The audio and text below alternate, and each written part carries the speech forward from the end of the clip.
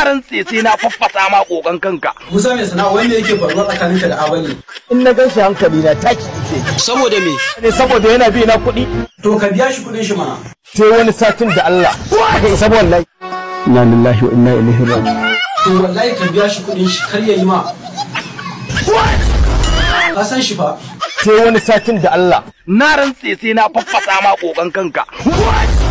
Kaga alamu ko? In dudu a da tani in duduka. Inna lillahi wa inna ilaihi raji'un.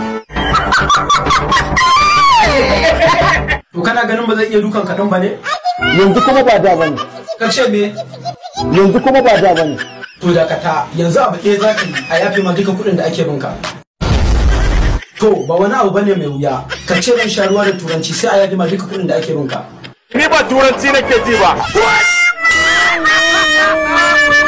Inna lillahi wa inna ilaihi raji'un.